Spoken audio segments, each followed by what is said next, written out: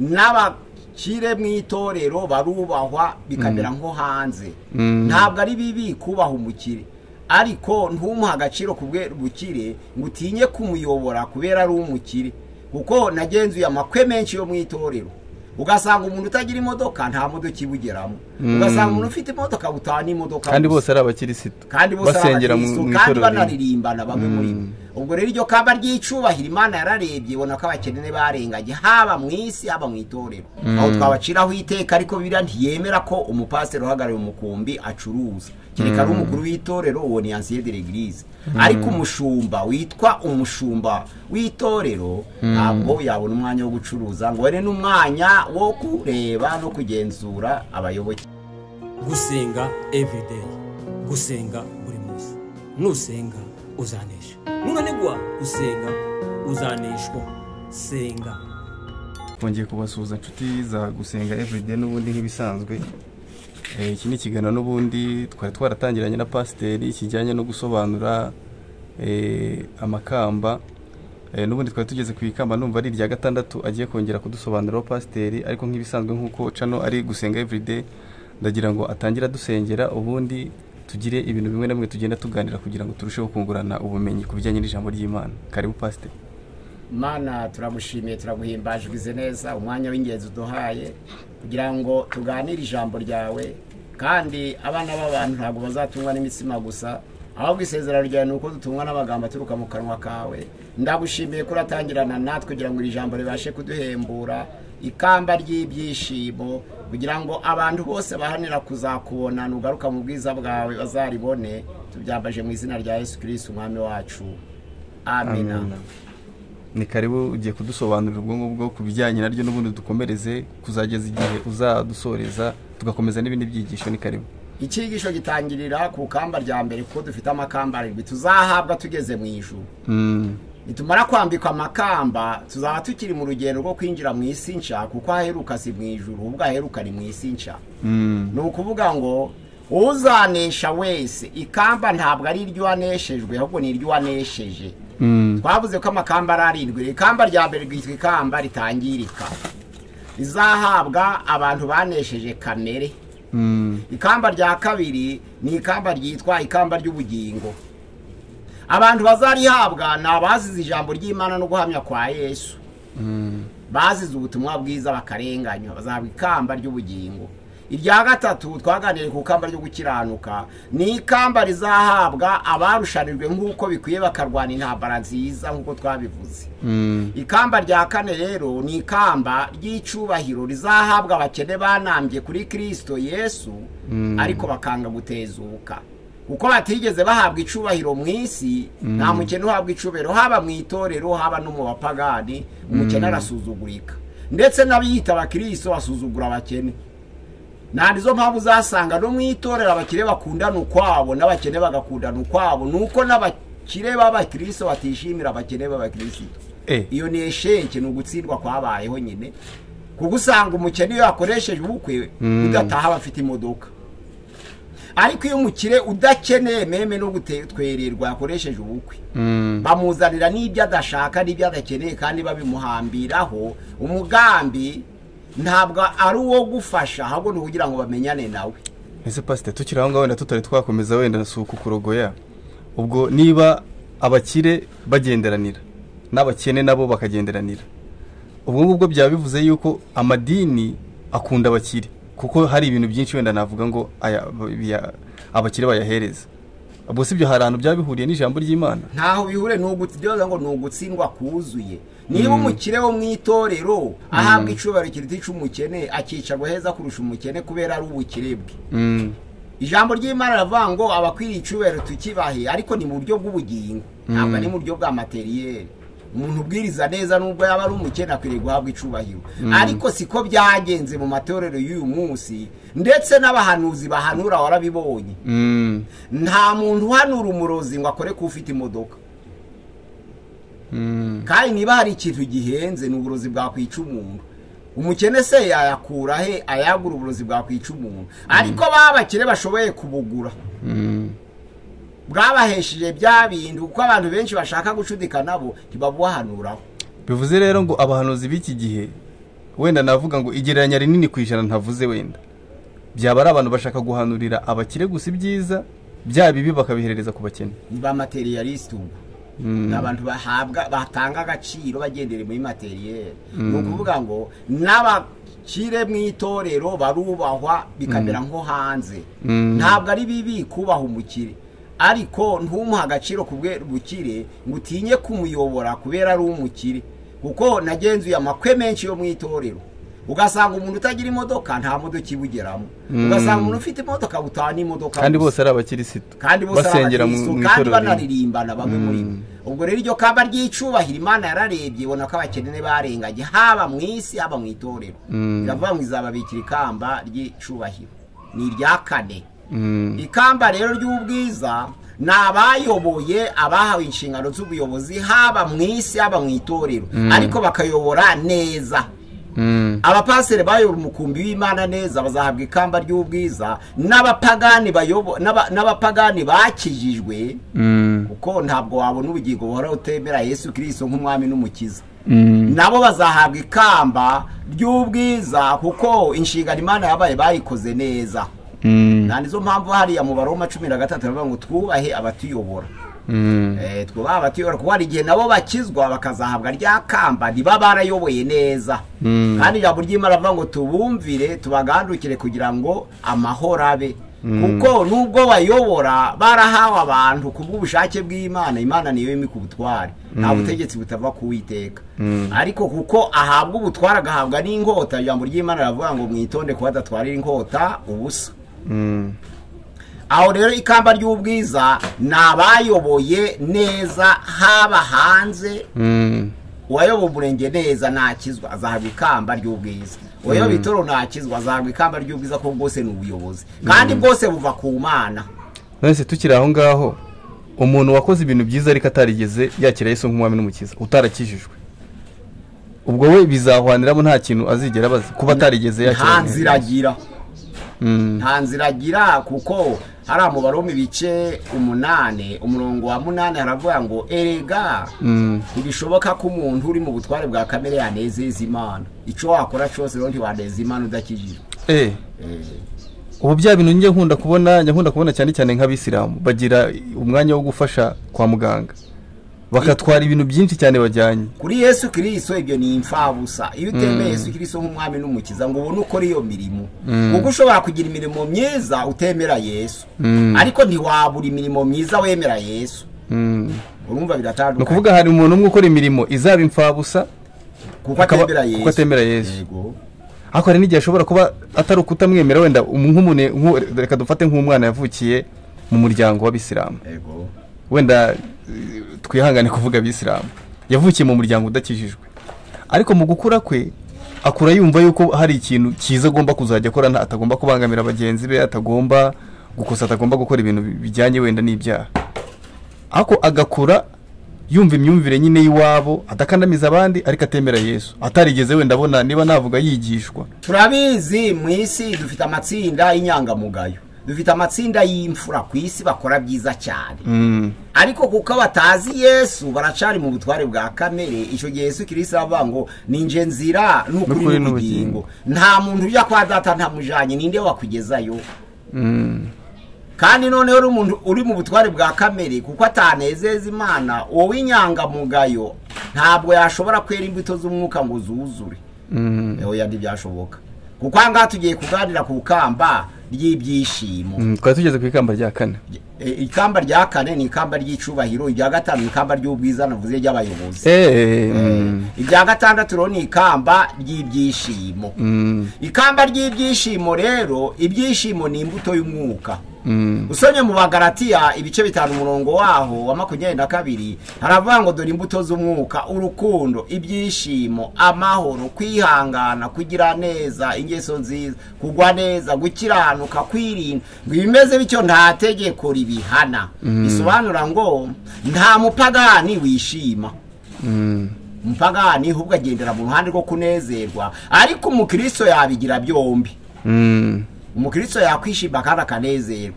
Ko cagiye umupagani ari mu kayoga cye, cagiye umupagani ari gukina n'umudamu we, aba anezerewe. ariko ntiyabona ibyishimo kuko ibyishimo ari imbuto y'umwuka.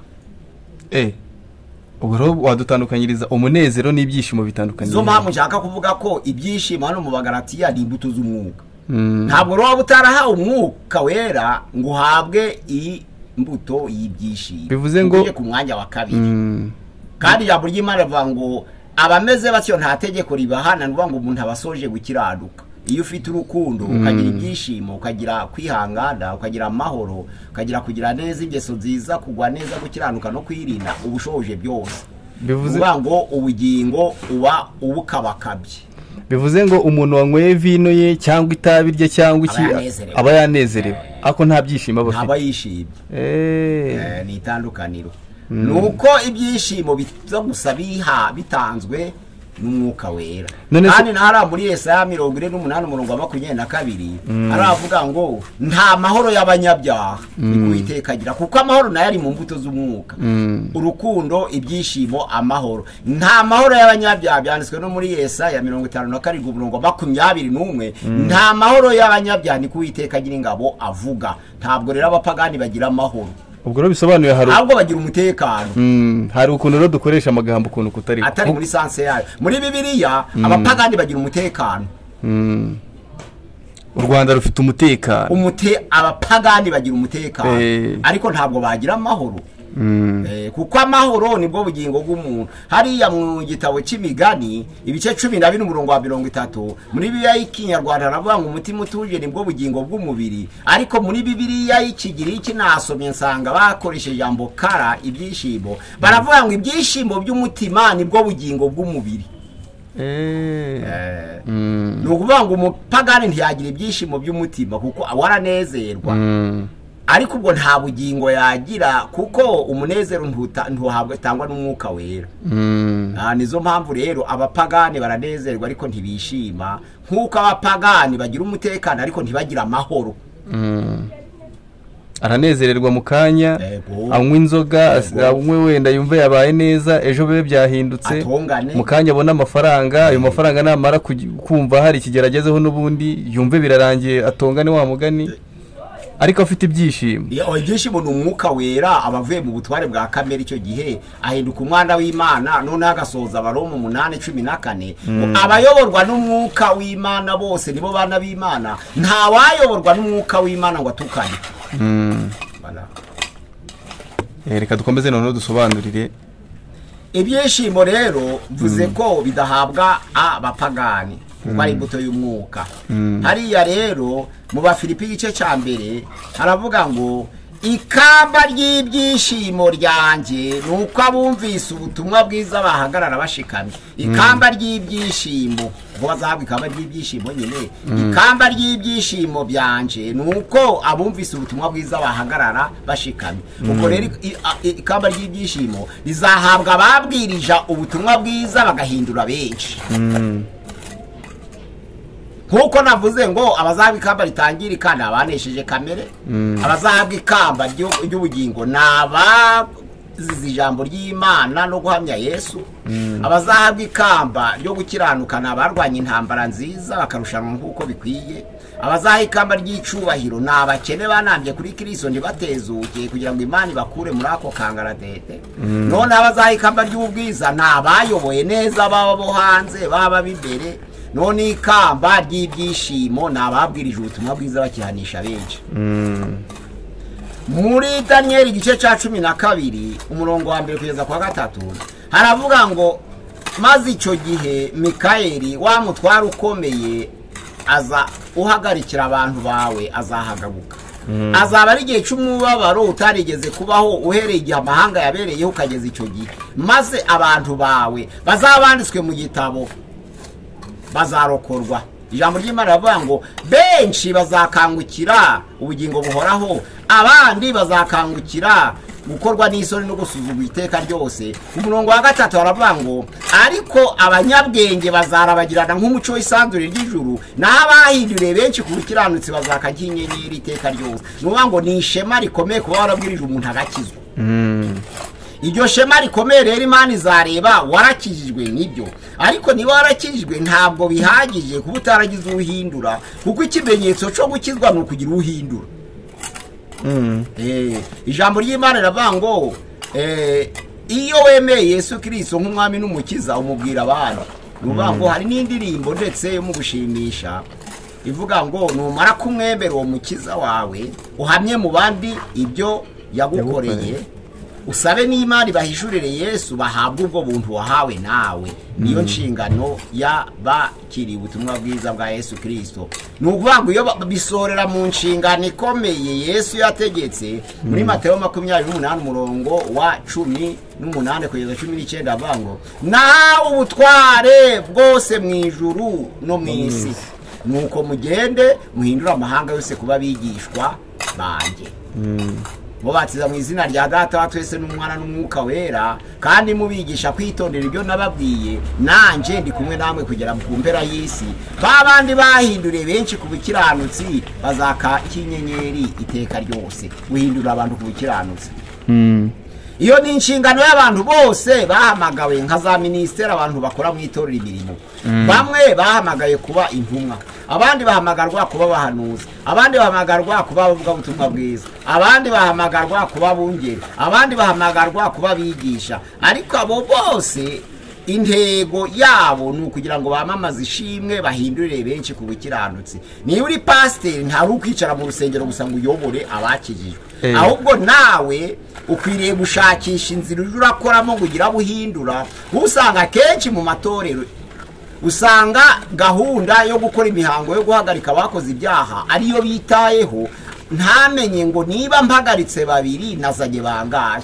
Ntabwo wakoze icyaha koko bari bakwiriye kumuherekera, akwiriye guhagarika. Ariko si uhagarika babiri wazanye bangahe.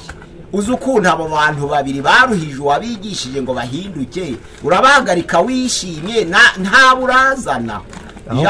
Ni ikibazo gikomeye rero ku buyobozi bw'itorero kwishimira guhagarika kuruta kuzana. Kandi ibyo byose bizanyura mu rubanza kuko abahinduriye benshi ku bukiranutsi bazakajya inyenyeri iteka ryose. Ijambo ry'Imana rivuga ngo uwakoze icyaha ntabwo yirukanwa ahubwo arigishwa. Niyo nshingano kandi y'umupasiteri. Ako tukiri aho ngaho none niba hari abantu, niba hari abapasiteri cyangwa se abo tusigaye tubona aba bishop bagaragara bafite akandi kazi bakora atari ukubwiriza gusa, wenda amadini agiye afite amabutike, amasupermarket, ubwo se baba barahinduriye kureka kuba bigisha ahubwo bikaza muri business. Oya, Bibiliya yo ivuga ko umushumba uhagarariye umukumbi atabona umwanya wo gucuruza, babona n'umwanya wo gusura intama. Kandi mu mategeko y'Abalewi burya rero abayobozi abahagarariye amatorero abungeri bari mu mwanya w'abatambyi. Ubwo rero ntiyabona umwanya, nizo mpamvu gakondo yaba ari Uwiteka gusa. Yabona umwanya wo gucuruza ngo akore cure damasura abakristo mu ngo zabo, yawubona. Kandi yashinzwe imihango yose, arasezeranya ubukwe, arabatiza, atanga igaburo ryera, asengera abana, arashingura. Nta wakora ibyo byose ayobora umukumbi w'Imana no kuzana abantu kuri Kristo Yesu no gusura abafite ngo abone umwanya wo gucuruza. Ubwo rero babikoze ababikora baba baratanye, hari ibyo yataye, hari inshingano yaretse. Bivuze muri iki gihe rero hari abantu babivanga benshi, kuko muri iki gihe usanga birakorwa cyane. Birakorwa cyane, ariko nukuvuga ngo ubuntu bw'Imana ntabwo bukuraho urubanza. Nubwo igihano kidarwanya ubuntu, nukuvuga ngo ntabwo igihano kirwanya imbabazi zayo. Ariko imbabazi zayo nazo ntaho zisibanganya urubanza. Buri wese azaburana ahagaze imbere y'intebe y'Imanza kugira ngo ahabwe ibyo yakoze akiri mu mubiri. Aho twabaciraho iteka, ariko Bibiliya ntiyemera ko umupasiteri uhagarariye umukumbi acuruza. Kereka ari umukuru w'itorero, uwo ni ancien de l'église. Ariko umushumba witwa umushumba w'itorero ntabwo yabona umwanya wo gucuruza ngo were n'umwanya wo kureba no kugenzura abayoboke. Ese pastor tukira ubwo se twaba tugeze muri cyagiye rero ababwiriza butumwa bagenda bavuga ubutumwa bw'ibinyoma. Niba umuntu afite nka supermarket, umuntu akaba afite ikigo runaka kinjiza amafaranga cya business, kandi akaba ari n'umushumba w'itorero runaka, akababwiriza yarangiza akanavuga ngo nta hantu Imana imbuza kugira ngo ngiye nkorera amafaranga, ubwo se yaba ari kuyobya abantu. Oya, Imana yakwemera so ko niba gakondo y'Abalewi ari Imana ubwayo, kandi ikaba yarabategetse kutagabana kuri gakondo y'abasekuruza nk'abandi, ngo gakondo ari Uwiteka, abashumba bungeri bo bagira gakondo yindi uretse Uwiteka gute. kandi bakaba barakurikije n'ubundi abarewe nabo nk'uko baba babivuga. abo ni abarewe n'abatanga b'iki gihe b'iki gihe urumva rero haba harimo ikibazo cyane. ni ukuvuga ngo nta muntu wemeye gucuruza ari umushumba kuko abashaka ubwo ari gukorera gakondo icyo akora yemeye kuba umushumba w'umunyabushake icyo gihe abanyabushake baremewe mu itorero ry'Imana iyo yanze kurahira kugabana kuri gakondo y'abasekuruza ariko ntahembwe mu cacumi kuko icacumi kigenerwa abarahiye. Ariko icyo gihe nabwo ntiyaba ari umushumba ashumbye itorero runaka oya icyo gihe yari umuvolontere aba ari nk'umufasha umubwiriza butumwa adafata umwanya we wose kugira ngo arinde umukumbi. Ibyishimo rero ikamba ry'ibyishimo hari Pawulo avanga ikamba ryanje nuko abumvise ubutumwa bwiza bahagarara bashikamye nico abantu bari bakwiriye kwishimira. Umuntu yakoze icyaha ntiyirukanwa ahubwo arigishwa. Yananirana hari processes bicamo ijambo ry'Imana avanga yananiye umwe umutereza babiri yananira babiri ukamutereza itorero. Matayo ibice 18:15 niko avuga haravango mwene so nagukorera icyaha umusange mwiherereye n'umurokora urukora ubugingo bwe umusengere bishire umuregure.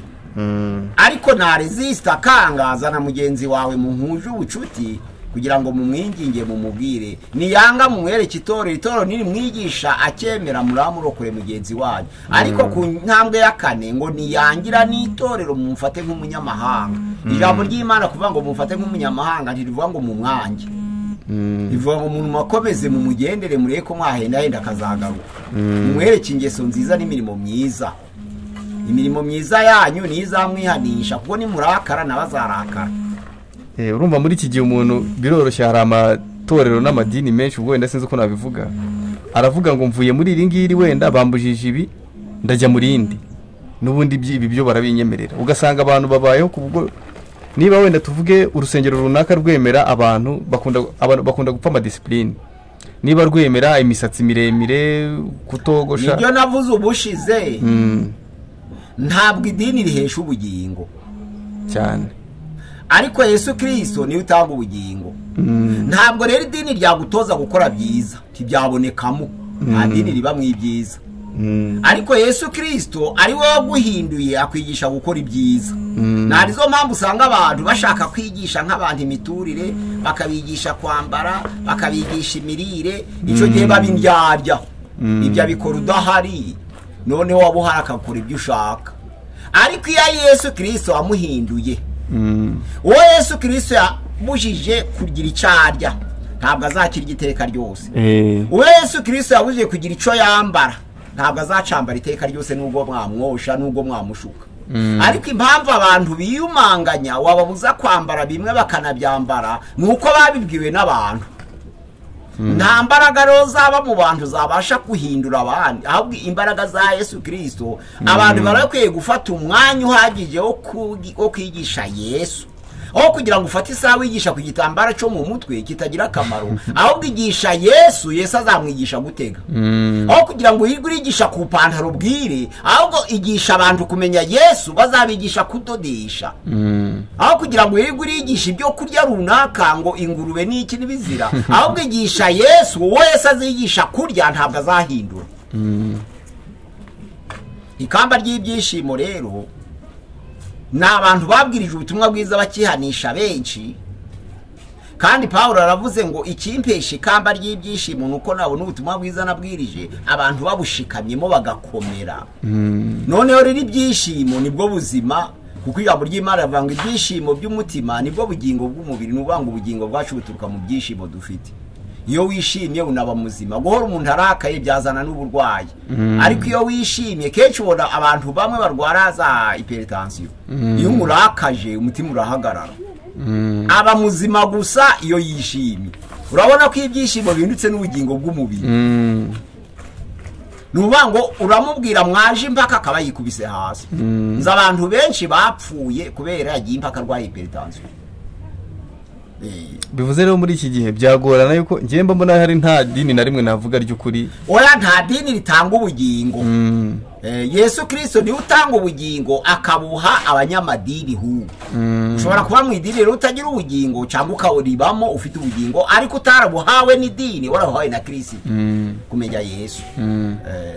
noneho ikibazo rero muri iki gihe nuko dusanga abantu benshi usanga avuga njyewe ndi uyu nguyu ashingiye ku kintu idini ryamugize cyo kurenza abameze nk'umurwanashyaka wenda rya politike runaka kwa kundi umuntu ashobora kuba yakiyahura yambara ibitambaro wenda by'ishyaka ryiwe ugasanga n'ubundi amadini ameze nk'amashyaka ahangaha ku isi. Ndabyumva idini ni ishaka, abafarisayo bari idini, abasadukayo bari idini, abanditsi bari ishami ry'idini, abazerote bari idini, abayeseniya bari idini, ayo yose yari muri idini ryitwa idini rya Kiyahudi. Abo ni amadini yagenderaga ku mihango. Kristo Yesu aje icyatumaga bamukurikirana cyane Yesu nuko aje kugira ibyo ahindura muri ya madini. Kugira ngo atange noneho ubutumwa bwiza butanga ubugingo, kuko ayo madini ntiyatangaga ubugingo. Ntabwo idini ritanga ubugingo. Nta muntu uzabona ubugingo buhoraho kubera ari umugaturika, nta muntu uzabona ubugingo buhoraho kubera ari umupantekote, nta muntu uzabona ubugingo buhoraho kubera ari umudivantiste, nta muntu uzabona ubugingo buhoraho kubera ari umumetodiste, nta muntu uzabona ubugingo buhoraho kubera ari umwangirikani. Umuntu azabona ubugingo buhoraho nk'uko ijambo ry'Imana rivuga, ari uko akurikije isezerano rivuga ngo kuko Imana yakunze abari mu isi cyane byatumye itanga umwana w'ikinege kugira ngo uwizere uwo mwana wese atarimbuka ahubwo ahabwe ubugingo buhoraho. Ntabwo ari uwemera idini ufite ubugingo, ahubwo ni uwemera Yesu Kristo. Niyo mpamvu Pawulo yigishaga ayo madini yose yanyuragamo, yose akayanyuramo kandi bakihana, kuko baga batari bamenya Yesu ari we. Umunyedini wese akeneye kumenya Yesu, ariko ufite Yesu ntabwo akenera idini. Idini ni umuryango. Ese pastor, ubona muri iki gihe tudakeneye umuntu umeze nka Pawulo uva mu bakatolike akajya mu bangirikani akajya mu ni ukuvuga ngo mu gaturika abakiriye Yesu nk'umwami n'umukiza barakijijwe, mu badivantiste ni uko barakijijwe, mu bapantekote abemereye Yesu Kristo nk'umwami barakijijwe. Ariko umuntu uvuga ngo ndakijwe kubera ndi umudive yararinwo kurimbuka. Umuntu uvuga ngo ndakijwe kubera ndi umupantekote yararimbutse ni kera. Kandi ariko bameze ahubwo none bahita bicara basigara barimo guciraho iteka abandi bantu. Umuntu utari umudivantiste ntibizagenda gutya, umuntu utari umurokore ntibizagenda gutya. Umuntu uyoborwa n'umwuka w'Imana nk'uko mu Baroma 8:14 avuga ngo abayoborwa n'umwuka w'Imana bose nibo bana b'Imana. Umuntu uyoborwa n'umwuka w'Imana yacira urubanza mugenzi we. Nicyo kibazo rero. Ko yamwigisha bakuzuzanya yamucira urubanza. Nta mwuka w'Imana ubu murimo, ubwo no gukizwa nta kuba muri we. Umuntu ucira mugenzi w'urubanza nta mwuka w'Imana ubu muri we. Ahubwo umuntu ufite umwuka w'Imana yabonye ikiyezinga kuri mugenzi we aramusanga akamwigisha kugira ngo amurokore. Nizo mpamvu ririya jambo navuze ngo abapasiteri benshi usanga bashanukiye gukora imihango yo guhagarika abakoze ibyaha, ntibakore ahubwo inzira ngo bubake inzira yo kubigisha. Hariya muri Ezekiyeli igice cya 34:16 haravuga ngo izazimiye turazishaka tukazitarura. Zazimiye zivuye he? Zivuye mu mukumbi, turazishaka tugatarura. Izavunitse turazunga, izakomeretse turazomora. Niyo nshingano y'abashumba, ntabwo ari ukwirukana, ahubwo ni ukuzana, ni ukugarura, ni ukomora, ni ukunga. Kuko ijambo ry'Imana mu Ezekiyeli 33:11 havuga ko ndirahiye ndi Uwiteka sinishimira ko umunyabyaha yapfa, nakwishimira ko yava mu ngeso mbize akagaruka nkamukiza. None umuntu azava mu ngeso mbize atigishijwe. Nicyo kibazo. None se umunyangeso mbi numukura mu itorero ukamwirukana azakirizwa he? Kwaho gukirizwa umutandukanije naho gukirizwa Yesu niwe ukiza, ariko yadutoranije nk'abakozi be. None uramwirukanye umutandukanije naho gukirizwa. Ijambo ry'Imana rero riravuga ngo ni uwo munyabyaha ukwiriye kumwigisha kugira ngo umugarure, kuko ni intama yazimiye. Kandi kugarura intama ni ibyishimo bikomeye. Muri Luka 15:1 haravuga ngo umuntu ufite intama 100 maze intama imwe igatakara ikabura, yarorongotanye, arihangana agasigaza ntama 99 agashaka ya ntama imwe yazimiye akayigarura mu mukumbi. Ijambo ry'Imana avuga ngo yayibonye aho yazimiriye arayiterura n'ibyishimo akayishira ku rutugu akayigarura. Noneho yamara kwigeza mu zindi zongeye kuba 100 agahamagara abavandimwe n'inshuti bakaza bakishima bikomeye, bagasangira ibyo kurya neza banezerewe. Ijambo ry'Imana avuga ngo niko bimera iyo umunyabyaha umwe yihanye. Abamarayika mu ijuru bakora fete. ntabwo abamarayika bakora umunsi mukuru mu ijuru kubera umupasiteri yirukanye umunyabyaha. Abamarayika bakora umunsi mukuru kubera umupasiteri yihanishije umuntu.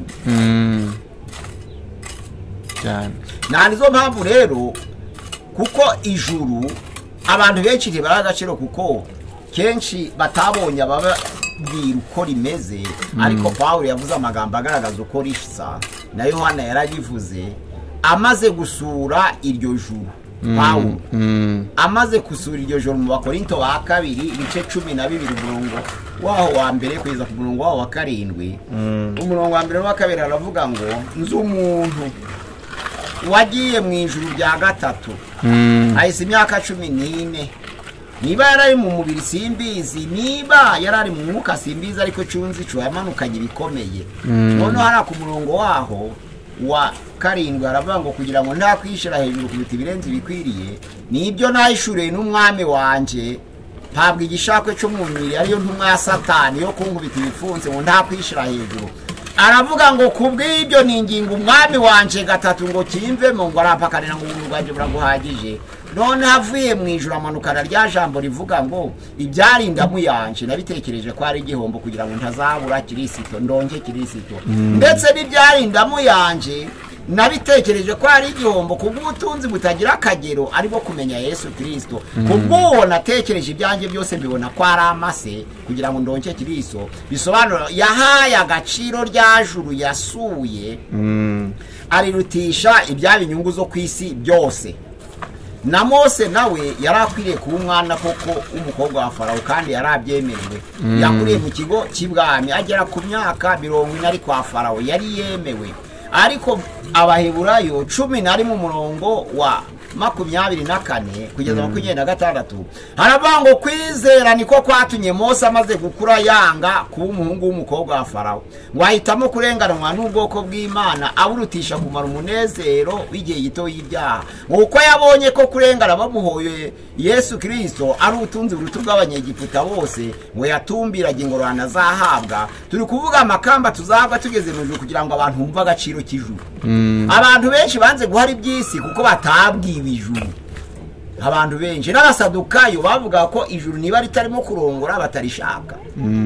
Hari abantu benshi bagira ibitekerezo by'abasadukayo ati niba hatari amata sinzajayo, niba hatari umugore sinzajayo, niba hatari inzoga nziza sinzajayo. Ariko ijambo ry'Imana rivuga ngo tuzinuka iby'isi iyo twarangije kurabukwa ubwiza bw'ijuru. Nizo mpamvu Pawulo iyo yabaga ageze mu kaga gakomeye yumvaga yishimiye kuva mu mubiri kugira ngo asange Kristo. Hariya mu Bafilipi igice cya mbere umurongo waho wa 21 haravuga ngo erega njyewe kubaho ni Kristo ndetse no gupfa bya mbere ni indamu. Ngo ariko niba kubaho mu mubiri byarushaho kwiyongeraza kubyara imbuto z'ubutumwa bwiza, sinico nahitamo peze murunga bangabo. Ibyiza nuko nagenda nkabana na Kristo, ariko ku bwanyu ibyiza nuko nabana namwe. Yabwiraga abantu yabwiriza mu butumwa bwiza. Umubaro mwinshi ari mu nzu y'imbohe yandika urwandiko rw'Abafilipi rutuma yifuza kutabaruka ngo ave mu mubiri. Ariko kuko atarazi icyo Imana yamugambiriyeho aracerekwa asanga Imana yifuza ko aguma mu mubiri igihe gito kugira ngo yigishe benshi, kugira ngo ryakamba ryo guhindura benshi ku bukiranutsi ryuzure. Ubwo none aravuga ngo erega ku bwanjye kubaho ni Yesu no gupfa byambere. Ariko kubaho mu mubiri niba ari byo kubyara ubutumwa bwiza bw'umurimo nahamagariwe nkabwiriza ijambo ry'Imana, sinzi ico nahitamo mpeze murunga bangabo. Ku bwanje nifuza kugenda ngo mbane na Yesu, ariko kubwo iteraniro ry'Imana mfasha kuba mu mubiri nibyo byampesha agaciro. Ahangaha rero abahinduriye benshi ku bukiranutsi ngo bazakaka inyenyeri iteka ryose nababwirije ubutumwa bwiza abantu bakabumva. Hari umugani bakoresheje muri Matayo 25 umurongo waho wa 14 kugeza 30. Kuko isezerano ryo muri Matayo 9 umurongo wa 37 ryavugaga ko ibisarurwa ari byinshi abasaruza akaba ari bake. Nuvuga ngo abakeneye kwigishwa ubutumwa bwiza ni benshi barenze umubare, ariko abo kubigisha ubwo butumwa ntawe. Yesu rero azarindaza abo kwigisha nari bake nizo mpamvu atari byiza gusuzugura umuntu ubwiriza ubutumwa bwiza, atari na byiza kwirukana umuntu wakoze icyarumvise ubutumwa bwiza utamwigishije. Nese pasi tuvuze gutyo rero ugasanga iyo urebye ibarura ry'amadini agenda aza ku isi cyangwa turebeye nko mu Rwanda dusanga ari menshi, abigisha kuri televiziyo, abigisha kuri YouTube nguko, ariko noneho baranyuze ukavuga ngo abasaruzi ni bake, kandi tuba tubona baba bahari babwiriza bakora ibitari ibyo, usanga abantu 500 bicaye hamwe kandi baramenye Kristo. Ubwo siyo batatana, umwe akazana 2, undi akazana 3, undi akazana 3, undi akazana 4, bari kuba bangaye mu kanya gato. Ahubwo nuko batazi inshingano ikomeye Yesu Kristo yasigiye abamwakiriye. Yaravuze ngo nahawe utware bwose mu ijuru no mu isi, ahubwo mugende muhindure amahanga yose kuba bigishwa abantu. None siyo nshingano yo guhindura amahanga kuba bigishwa ni y'abapasiteri gusa. Ubwo niba ari ibyo rero abayehova babikora neza cyane. Birari byiza cyane. Birani byiza cyane nuko batemera ko tuzahurira mu ijuru tutarinjira mu isi nsha. Ariko biri abakora ni byiza, uwabiha itorero ry'Imana ryemera passage, kuko muri Yesaya 65:17 haravuga ngo dore ndarema ijuru risha n'isi nsha. Ibya kera ntibizongera gutekerezwa kandi ntibizibukwa. Bisobanura ngo ijuru ni passage turi kwambika amakamba, ariko aho tuzabiteka ryose ni mu isi nsha. Noneho rero urumva ko abayehova naho ngaho bagirira ikibazo gusa, ariko riravuga butumwa ryo kugenda mu mazu kuyandi buri wese akamura ikico yazanye, ni inshingano y'itorero, ntabwo ari inshingano y'abayehova. Nese pastor ko basoma Bibiliya cyane kandi banayigisha cyane, bagira n'udutabo twishamikiyeho twinshi cyane. Ubwo nihe bavana nyine yuko nta juru rishya rizabaho? Wavuga noneho abatabwiriza ubutumwa kandi bemera Yesu kandi bemera n'ijuru bo babikuye. Nicyo kibazo, ubwo turi mu buyoba ahubwo burenze n'ukuntu cyera byari abantu 500 bashobora kwibumbira hamwe ukwezi byagira uvuga ngo nazanyaba. Kandi bakavuga ngo bakire Yesu Kristo nk'umwami, kandi ikimenyetso cyo kwakira Yesu Kristo nk'umwami ari ukumumenyesha abandi.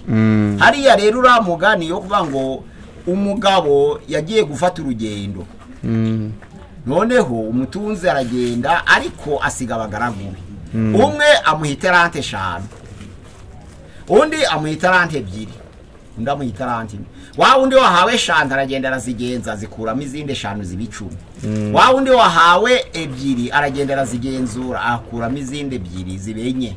Wa undi wahawe 1 aragenda arayitaba. None se bujagarutse wa undi wahawe 5 aravuga ati data buja wambikije 5, ariko burya amaze kuzinsikira ndazigenzura mbonamo izindi 5 reba 10. Aturakoze mugaragu mwiza injira mu bwami bwa data nuko nuko. Wa undi wahawe 2 na waraza ati nanje nabonye menye.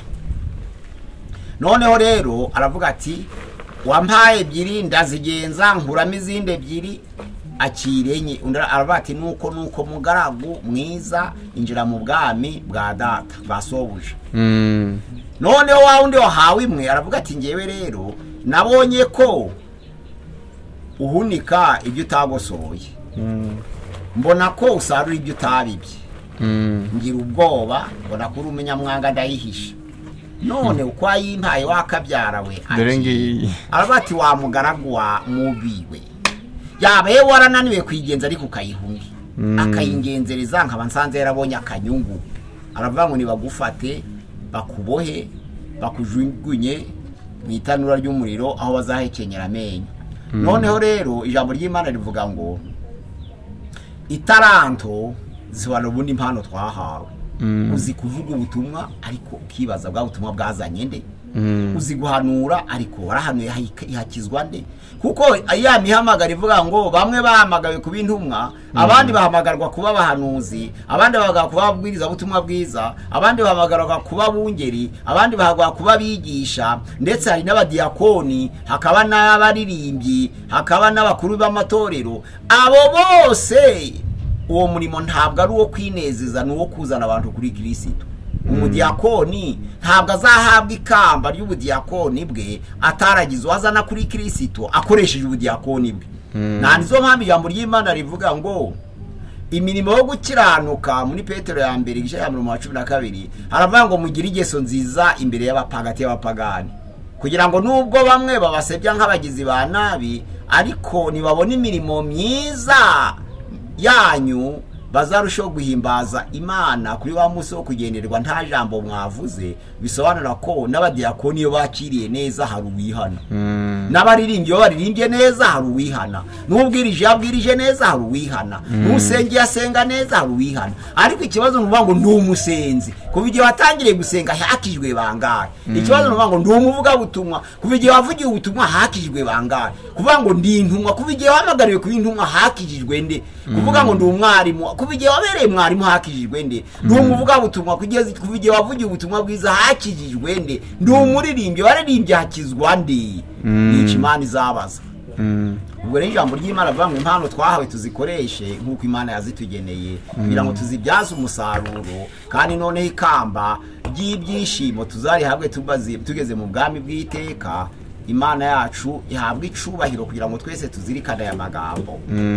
Guhindura benshi ku bikiranutsi nk'uko Danieli yabibonye, ngo abo bantu bazaka nk'inyenyeri iteka ryose. Ndifuriza bene data mu mahanga yose kugira ngo bashakishe uko barabagirana nk'umuco w'isandure ry'ijuru nk'abanyabwenge, kandi bashakishe ukuntu bazaka kinyenyeri iteka ryose, niba barahindure benshi ku bukiranutsi. Nyawo na bene data, Yesu Kristo nagaruka mu bwami bwe ukavuga ngo wari ukijijwe, ikibazo cya mbere azakubaza wihanishije nde ngo bimbwire ko wari ukijijwe. Imana rero ifashe bene data twambara imbaraga zo kuvuga ubutumwa bwiza, zo guhindura abantu, twabahindurisha ijambo ry'Imana, twabahindurisha imirimo myiza. Iyo yose ni ivuga butumwa kugira ngo tuzabashe guhabwa ikamba ry'ibyishimo. Nibyo nifuriza bene data batwumva hirya no hino mu mahanga yose, mu izina rya Yesu Kristo umwami wacu, amena. Sinzi niba ujya urangiza utanga nimero na adresse zo bashobora kugira. Yego, nimero ya WhatsApp 078 669 666 20 078 669 666 20. Pastor Mpazibirego Chano gusenga every day. Imana ibaye kugubwa neza, amen. Imana ishimwe. Nkuko twatangiye dusenga, reka udusengere n'ubundi dusoze iki gice, dutegereze ikindi gice nanone numva izaba ari icya 7. Mana ndagushimiye, ndaguhimbajwize neza kuba tubashe kuganirira hamwe amakamba tuzambikwa tugeze mu bwami bwawe. Ndagushimiye ko twemereye ko abazahabwa ikamba ritangirika arabanesheje kamere, abazahabwa ikamba ry'ubugingo arabazize guhamya kwa Yesu n'ijambo rye, abazahabwa ikamba ryo gukiranuka n'abarushanije nk'uko bikwiye, kandi bakarwana intambara nk'uko zikwiye, kandi bakarwana intambara nziza.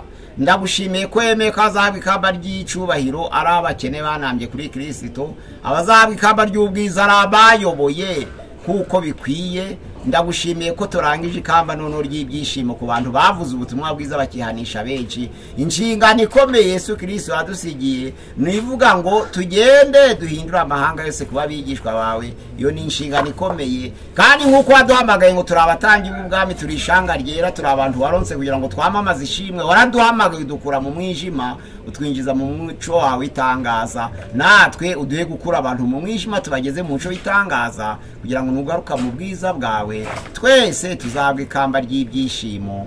Mu izina rya Yesu Kristo umwami wacu, amena.